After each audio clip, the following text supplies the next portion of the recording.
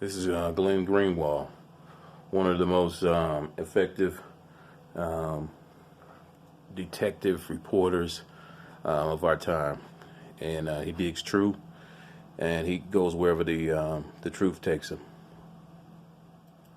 Was that, Ryan? They were saying, aren't you worried that by criticizing Dr. Fauci for these things he's doing, that it'll undermine his ability to administer COVID policies? Essentially saying Dr. Fauci should be off limits from criticism. Dr. Fauci should be off limits from criticism?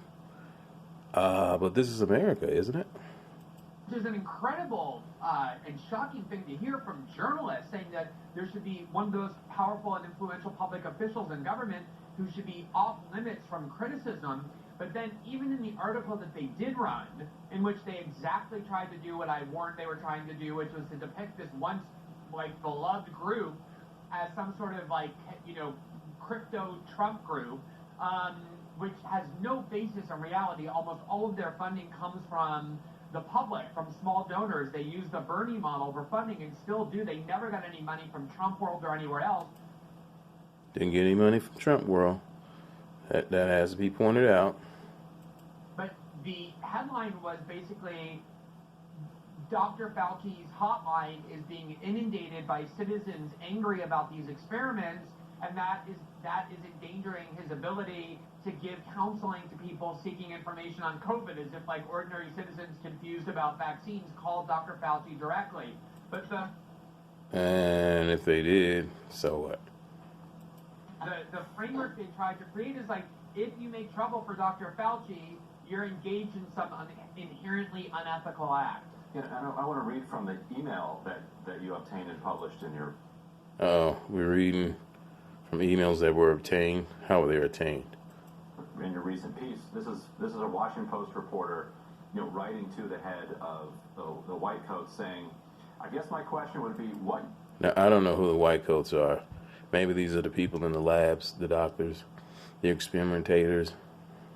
Your fundraising was like in October, and whether you have continued and will continue to not take any money from political committees or dark money groups, have you turned donations away from pro-Trump or conservative groups whom I would expect would embrace your campaign targeting Fauci?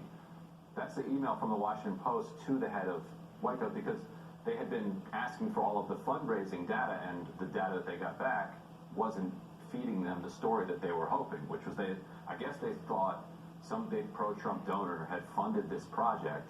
They were going to be able to find that donor and then write, this is a pro-Trump, anti-Fauci report. And when they didn't find that, they sort of are asking for a promise that they will turn away donations from pro-Trump or conservative groups who would embrace your campaign targeting Fauci. What was the White Coats' response to that, and did any of that wind up in the Washington Post article that was subsequently published? Exactly. So this is the key, is they were obviously digging for a huge amount of financial information that ordinarily no nonprofit organizations disclose publicly. But White Coat had nothing to hide, so they were feeding these reporters. It was like they were dealing with some kind of obsessive compulsive IRS auditor. Just the more they provided, the more that they were asking for, because as you said, they weren't finding what they wanted, which was the evidence that would allow them to say, oh look, this group is being funded by pro-Trump groups, and therefore you should disregard what they're saying, which even if they were being funded by groups that were pro-Trump, what would that mean? How would that in any way undermine or call into question the veracity and reliability of their activism? Of course it wouldn't. It was designed to kind of do a political campaign for Fauci. Ooh. They were working for Fauci with this narrative that they were creating. And they just kept turning over everything, and what they said was, look, not only haven't we gotten any pro-Trump money, but actually our fundraising has, if anything, remained kind of stable or even declined a little bit over the last 1 or 2 months. We haven't had this huge outpouring of money from pro-Trump activists because they're happy we're criticizing Fauci, because this is the work we've always been doing. This is the work they've always been doing. And on that note, catch you on the next video.